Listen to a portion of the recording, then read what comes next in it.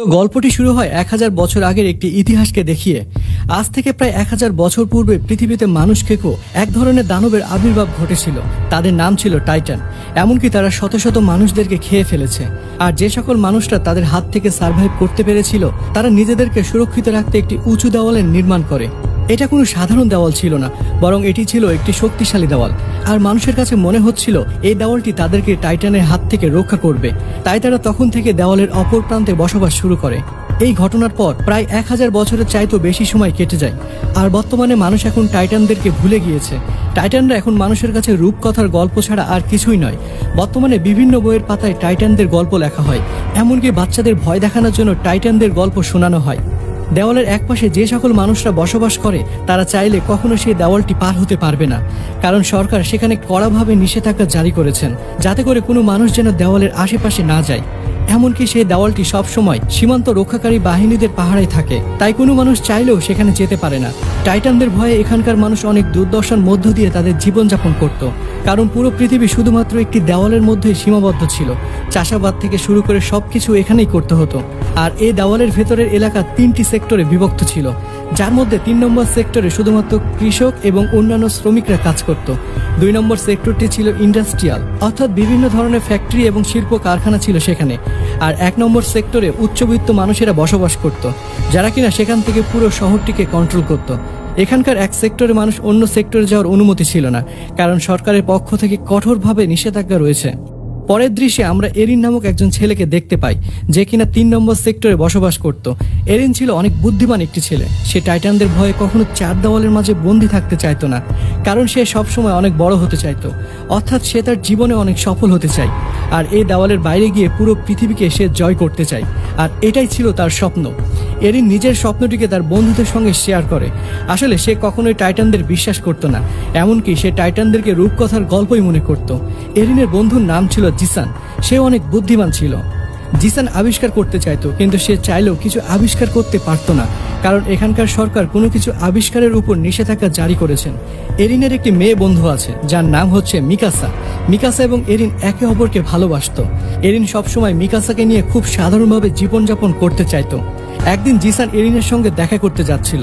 Haerin সবসময় একটা special জায়গায় আসতো এবং এখানে এসে সে নিজকে অনেক সৌভাগ্যবান মনে করত, কারণ সে এখানে দাঁড়িয়ে অন্যান্য সেক্টরে সবকিছু দেখতে পেত। হঠাৎ করে এরিন সিদ্ধান্ত নেয় যে আজকে যেভাবে হোক সে দেওয়ালের অপর প্রান্তে যাবে। এই ব্যাপারে সে মিকাসা এবং জিসানকেও রাজি করিয়ে ফেলে। এরপর তারা 3 জনই দেওয়ালের উদ্দেশ্যে রওনা শুরু করে। অল্প সময়ের মধ্যে তারা সেখানে পৌঁছে যায়। তারা তাদের জীবনে এই প্রথমবার সকল সৈনিকের চোখ ফাঁকি দিয়ে এই দেওয়ালটির খুব কাছে চলে আসে। ধীরে ধীরে তারা দেওয়ালের দিকে এগিয়ে যাচ্ছিল। তখনই একজন সৈনিক তাদেরকে ধরে ফেলে, তাদেরকে সরকারের কাছে নিয়ে যেতে চায়। কিন্তু ঠিক তখনই সেখানে সৈনিকদের লিডার চলে আসে, যার নাম ছিল জেন। জেন এখানে তাদেরকে বাঁচিয়ে নেয়, কারণ সে এরিনকে আগে থেকে চিনত, এমনকি সে মনে মনে এরিনকে অনেক পছন্দ করত। এখানে তারা সবাই মিলে গল্প করছিল। হঠাৎ করে তারা বুঝতে পারে সেখানকার মাটি কাঁপছে। তাদের কাছে মনে হয় এখানে হয়তো ভূমিকম্প হচ্ছে, কিন্তু যখনই তারা উপরের দিকে তাকায় তখন তারা দেখতে পায় বিশাল এক দানব তাদের দিকে ধেয়ে আসছে। আর এই দানবটির নাম ছিল কোলাসল টাইটান, যেটা সাধারণ টাইটানদের তুলনায় অনেক বড় ছিল। এমনকি শক্তির দিক থেকেও এটি ছিল প্রায় 100 গুণ এগিয়ে। তাছাড়া এই কোলাসল টাইটান ছিল আগুনের তৈরি। সেখানে দাঁড়িয়ে তার শরীরের মধ্যে থেকে সে আগুন বের করছিল। এই দৃশ্য দেখে তারা সকলে অনেক ভয় পেয়ে যায়। এদিকে সে টাইটান তার বিশাল একটি পা দিয়ে সেখানকার একটি দেওয়াল ভাঙতে শুরু করে। সৈনিকরা বুঝতে পারছিল না যে তাদের কি করা উচিত। জেন তখন তাদের সবাইকে সেখানে বোমা ব্লাস্ট করতে বলে, কিন্তু একজন সৈনিক তাকে মনে করিয়ে দেয় যে সরকার তাদেরকে এখনো অস্ত্র এবং গোলাবারুদ ব্যবহার করার অনুমতি দেয়নি, তাই তারা চাইলেও সেগুলো ব্যবহার করতে পারবে না। এদিকে সেই টাইটান দেওয়ালের মধ্যে অনেক বড় একটি দরজা তৈরি করে এবং সঙ্গে সঙ্গে সে অদৃশ্য হয়ে যায়। সকলের কাছে মনে হয় যে সবকিছু হয়তো ঠিক হয়ে গিয়েছে। হঠাৎ চারদিকে যেন একদম নিস্তব্ধ হয়ে পড়ে। কিন্তু যখনই তারা সবাই সে দেওয়ালের দিকে তাকায় তখন তারা দেখতে পায় দেওয়ালটিতে তৈরি করা দরজা দিয়ে টাইটান মানুষের দিকে ধেয়ে আসছে।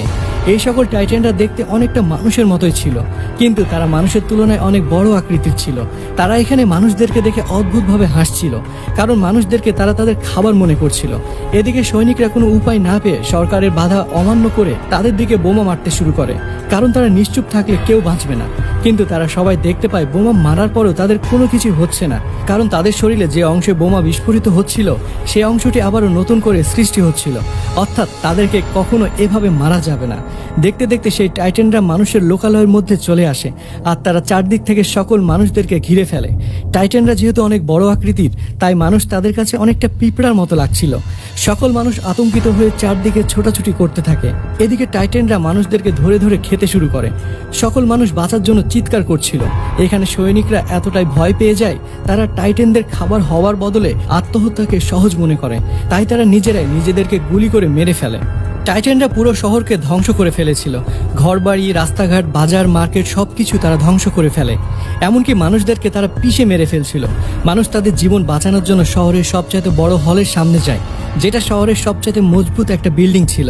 শত শত মানুষ এখানে প্রবেশ করে তাদের জীবন বাঁচাতে চাইছিল, কিন্তু হলটিতে পর্যাপ্ত পরিমাণ জায়গা ছিল না, তাই এখানে প্রচন্ড রকমের ভিড় লেগে যায়। মিকাসা এবং এরিন এই সকল মানুষের মধ্যেই ছিল। তারা দৌড়াতে দৌড়াতে সেই হল রুমের দিকে আসতে শুরু করে। মিকাসা সেখানে একটি ছোট বাচ্চাকে তার মায়ের সঙ্গে দেখছিল, যারা কিনা ভিড়ের মধ্যে আটকে গিয়েছিল। বাচ্চাটির জন্য মিকাসার অনেক মায়া হয়। সেই বাচ্চাটিকে বাঁচানোর চেষ্টা করে, আর এই কাজটি করতে গিয়ে সে বাইরেই থেকে যায়।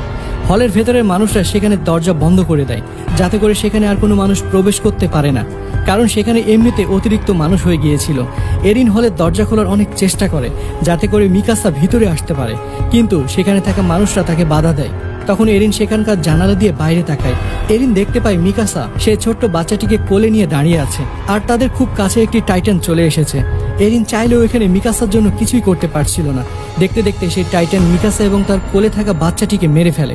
এদিকে এরিন তাদের জন্য চিৎকার করে কাঁদছে, আর সঙ্গে সঙ্গে সে অনেক চেষ্টা করার পর সে হল রুম থেকে বাইরে আসতে পারে, কিন্তু ততক্ষণে সবকিছু শেষ হয়ে গিয়েছিল। কিন্তু হঠাৎ করে যখন তার উপরের দিকে চোখ পড়ে, তখন সে দেখতে পায় টাইটানরা হল রুমের চারদিকে ঘিরে ফেলেছে, এমনকি তারা সবাই মিলে হল রুম ভেঙে ফেলছে। এর মধ্যে টাইটানরা হল রুমের সবাইকে খেয়ে ফেলতে শুরু করেছে। এদিকে সুযোগ পেয়ে এরিন সেখান থেকে পালিয়ে আসে।